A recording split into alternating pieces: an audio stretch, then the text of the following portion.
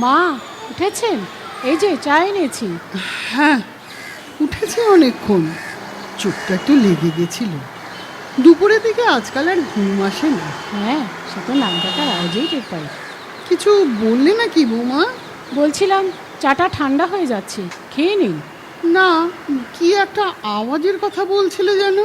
ও হ্যাঁ, বলছিলাম জানলা দিয়ে বড্ড গাড়ির আওয়াজ আসছে। সে তো আসবেই বৌমা, মেন রোডের ওপর বাড়ি আমাদের, তাও তো জানলা বন্ধ আছে। হ্যাঁ, বন্ধ আছে বটে, কিন্তু একে কাঠের জানলা, তার উপর আবার পুরনো, ফাঁক হয়ে থাকে। কাঁচের জানলায় বিরাট সুবিধে, কোনো আওয়াজ আসবে না।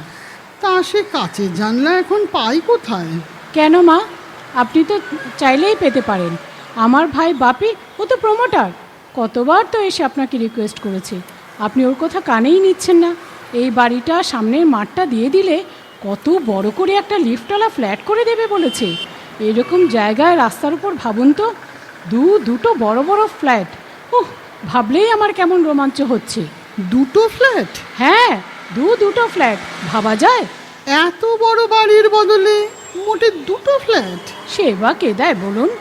লকডাউনের পরে এই মন্দার বাজারে দুটো ফ্ল্যাট পাওয়া যাচ্ছে মানে জানবেন এই অনেক। বেশি লোভ ভালো নয় মা। দুটো ফ্ল্যাটে কি হবে বৌমা? কেন? একটাতে আপনি থাকবেন আপনার নাতনিকে নিয়ে, আরেকটাতে আমি আর আপনার ছেলে। আর রান্না খাওয়া? আপনার নাতনি তো আপনার রান্না বলতেই অজ্ঞান, ওর তো অন্য কারো রান্নাই ভালো লাগে না।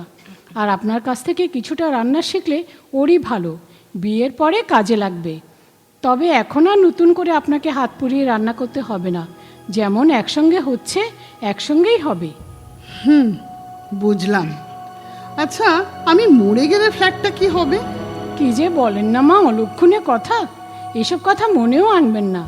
তবু শুনি তোমাদের মনের কথা কি। আপনার নাতনিই পাবে, এর মধ্যে আবার কথার কি আছে? ওরও তো বিয়ের সময় হলো, ভাবছি বিয়ে দিয়ে পাশেই রেখে দেব দুজনকে। আপনার সঙ্গে থাকবে, আপনার ছেলেরও তাই ইচ্ছে। রনি তোমায় বলেছে সে কথা?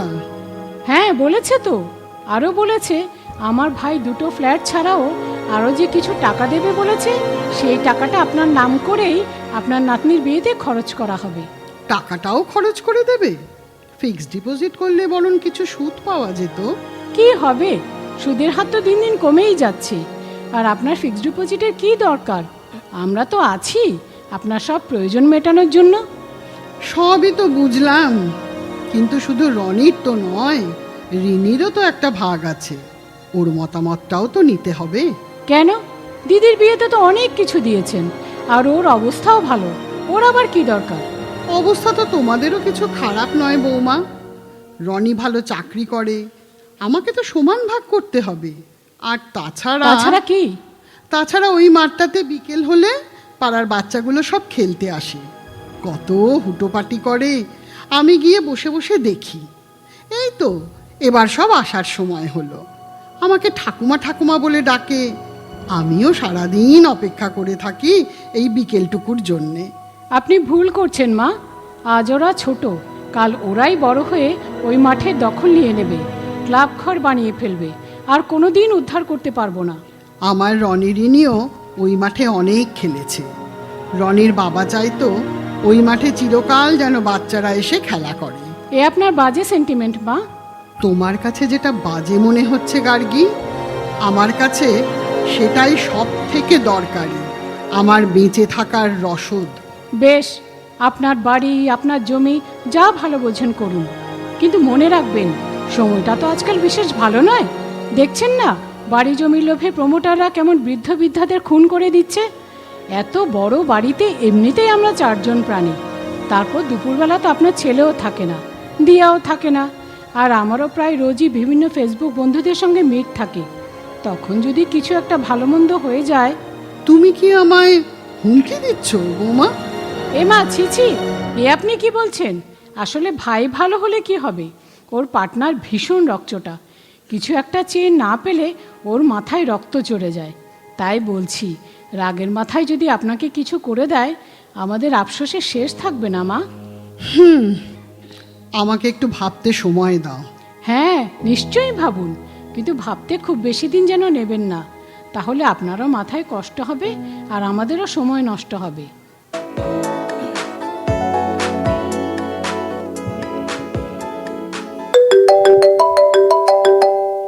হ্যাঁ রিনি, বল।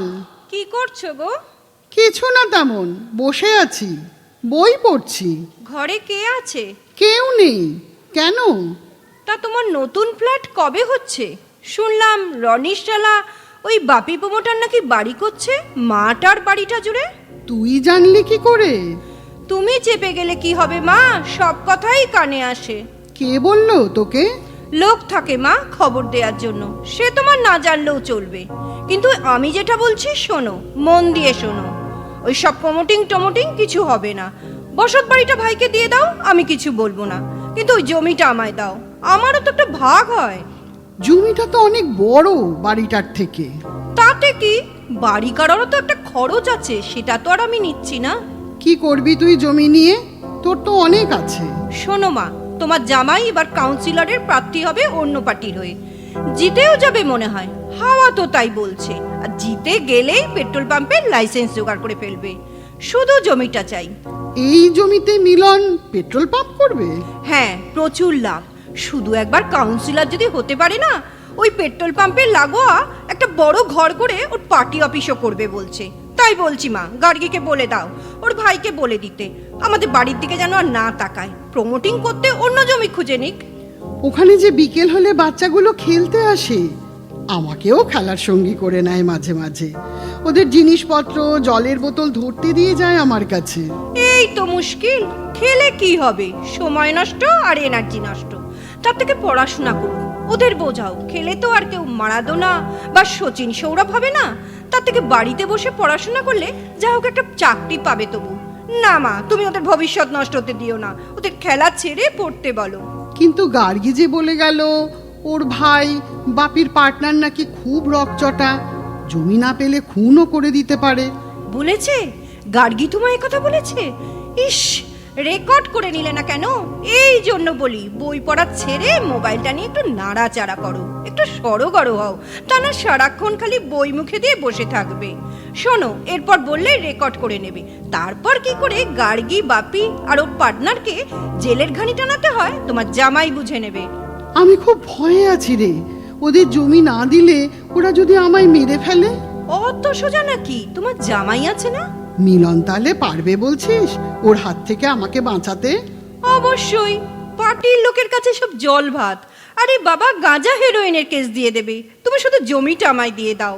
দেখো মা, পার্টির নজর যখন একবার পড়েছে, দিতে তোমায় হবেই।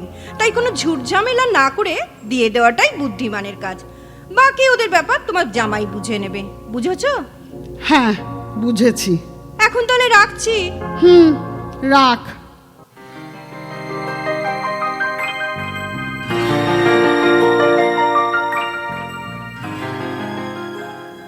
ঠাম্মা, এসব কি শুনছি? কি শুনছিস দিদি ভাই? তুমি নাকি বাড়ি জমি সব দিয়ে দিচ্ছ। কাকে দিয়ে দিচ্ছি শুনলি? হয় বাপি মামা ওর বন্ধুকে দিয়ে প্রমোটিং করবে, না হয় রিনি পিসি আর মিলন পিসি মশাই পেট্রোল পাম্প করবে। তুই এত সব জানলি কি করে? কে বললো? অবান্তর প্রশ্ন, জানার উপায় আছে, জেনেছি এবং ঠিক জেনেছি, এটাই আসল কথা।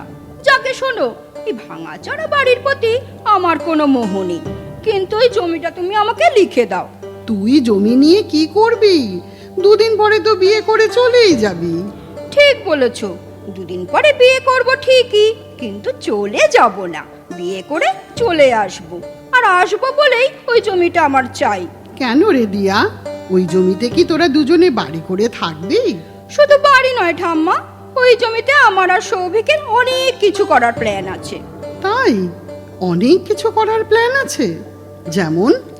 ওখানে আমরা একটা বড় ক্লাব করব, নিচে থাকবে রেস্টুরেন্ট আর বার, উপরে থাকবে ডিস্কো, তার উপরে মাসাজ পার্লার আর স্পা, তার উপরে ক্লাব। এত কিছু করবি? এ তো অনেক টাকার ব্যাপার রে। দূর টাকা কোথায় পাবি? দূর, নিজের টাকায় কেউ সব করে নাকি? ব্যাংক থেকে লোন নিয়ে করব। সৌভিক ব্যাংকে চাকরি করে, তো ও ঠিক লোনের ব্যবস্থা করে দেবে। শুধু জমিটা নিজের নামে কিনা দেখাতে হবে। তাই তো বলছি, জমিটা তুমি আমার নামে করে দাও। কিন্তু ওই মাসাজ পার্লারে তো শুনেছি অনেক রকম খারাপ কিছু হয়। হ্যাঁ, হবেই তো, তবেই তো দুটো পয়সা হাতে আসবে। যার যা ইচ্ছা করুক না, আমাদের টাকা হলেই হলো। কিন্তু শুধুমাত্র কটা টাকার জন্য এসব নোংরামি কি করা ঠিক? প্লিজ ঠাম্মা, এখন আর তোমার হিতোপদেশের পাঁচালি খুলে বসো না। কিন্তু একটা অসুবিধে আছে তো। কি অসুবিধে? ওখানে পাড়ার ছোট ছোট ছেলে মেয়েগুলো রোজ খেলতে আসে যে। সারাদিন পড়াশোনার পরে তো আর কোনো খেলার মাঠ পায় না, স্কুলেও সেরকম কোনো মাঠ নেই। বলতে গেলে সারা পাড়ায় তো ওই একটাই এত বড় মাঠ পড়ে আছে। ডোন্ট বি সেন্টিমেন্টাল ফুল ঠাম্মা।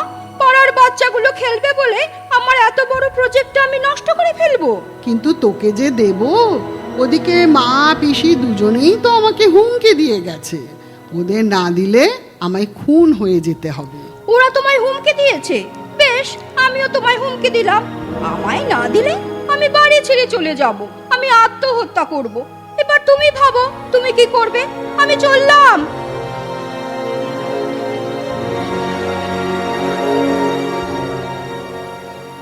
গার্গী, রিনি, দিয়া, তোমাদের তিনজনকে একসঙ্গে ডেকেছি।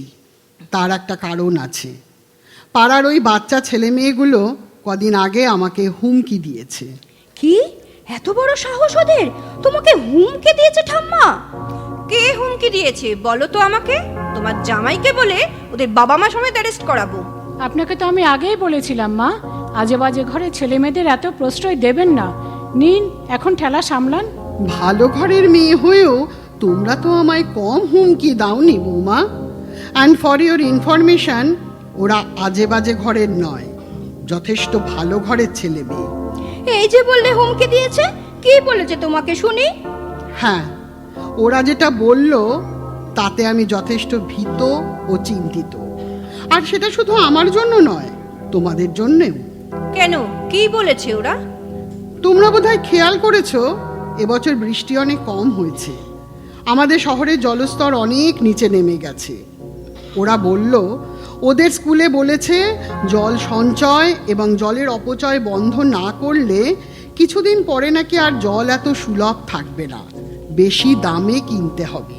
হ্যাঁ, সেটা জানি তো, তাতে কি হলো? হুমকিটা কে দিয়েছে সেটা তো বলো।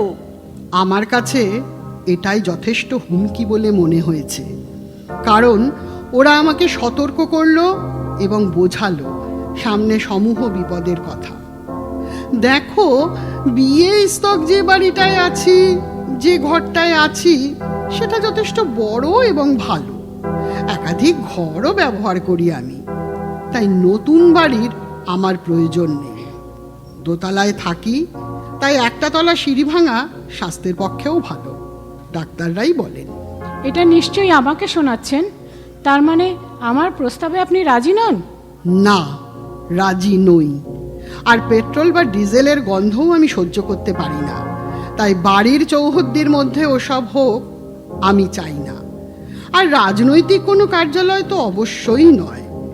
রাজনৈতিক মতামত একান্ত ব্যক্তিগত। আমার স্বামীরও সেটাই অভিমত ছিল। প্রত্যক্ষ সংযোগ পছন্দ করতেন না। তোমার জামাইয়ের এখন রাজনীতিতে উজ্জ্বল ভবিষ্যৎ। তুমি যদি এক্ষেত্রে বাধা দাও, সেটা ঠিক করবে না। এত সহজে পেট্রোল পাম্পের লাইসেন্স কেউ পায়? তুমি কি চাও না মিলন সেটা করুক? না, চাই না। নিজের আদর্শ বিকিয়ে, টাকা দিয়ে, প্রভাব প্রতিপত্তি কিনে রাজনীতি করাকে আমি সমর্থন করি না। তার মানে তুমি আমার বার আর রেস্টুরেন্টের জন্য জমিটা আমায় দিচ্ছ?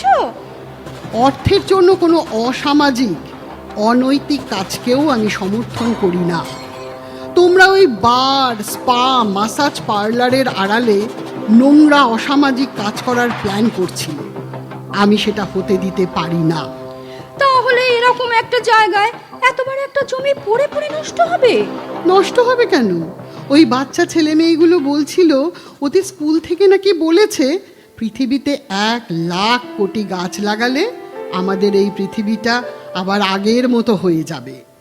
তাই ওদের স্কুল থেকে বিভিন্ন গাছের চারা দেবে, কিন্তু ওরা সেগুলো ওদের নিজেদের বাড়িতে না বসিয়ে আমার এই বাগানে এনে বসাবে। আমাদের বাগানে বসাবে? কি গাছ বসাবে শুনি? কত রকম ফলের গাছ, ফুলের গাছ থাকবে, ওরা রোজ বিকেলে এসে গাছগুলোর পরিচর্যা করবে, জল দেবে, কত রকম ফল হবে, ফুল হবে, কত পাখি আসবে। এই মাঠটাকে ওরা ওদের মতো করে একটা সুন্দর বাগান করে তুলবে। ওরা একটা ছোট সংগঠন তৈরি করেছে, নাম দিয়েছে চির সবুজ সাথী। তুমি তাহলে কি করতে চাও জমিটাকে নিয়ে? আমি একটা ইচ্ছাপত্র তৈরি করে উকিলবাবুকে দিয়েছি, তার ড্রাফটটা পড়ে শোনাচ্ছি। আমি শ্রীমতী অনামিকা মিত্র সম্পূর্ণ সুস্থ অবস্থায় বিনা প্ররোচনায় আমার বসতবাড়ির সংলগ্ন 6.5 কাঠা জমিটি পাড়ার ছোটদের সংগঠন চির সবুজ সাথীকে দান করলাম, এই শর্ত সাপেক্ষে যে ওই জমিতে বাগান করা যাবে, খেলাধুলা করা যাবে, কিন্তু কখনো কোনো বাড়িঘর বা কোনো রকম কনস্ট্রাকশন করা যাবে না। ভবিষ্যতের সবুজায়নের উদ্দেশ্যে এবং বর্তমান প্রাকৃতিক পরিস্থিতির জন্য এই সিদ্ধান্ত। আমার এই সিদ্ধান্ত আমার অবর্তমানেও বলবৎ থাকবে। ইচ্ছাপত্র করে দান করে দিলে? হ্যাঁ, দান করে দিলাম। আর আমার এই ইচ্ছাপত্র কেউ অমান্য করলে তার বিরুদ্ধে আইনানুগ ব্যবস্থা নেওয়া হবে। আইনানুগ ব্যবস্থা নেবেন আমাদের বিরুদ্ধে? এতদিন তোমরা আমায় হুমকি দিয়ে আসছিলে, আজ আমি তোমাদের এই হুমকি দিলাম।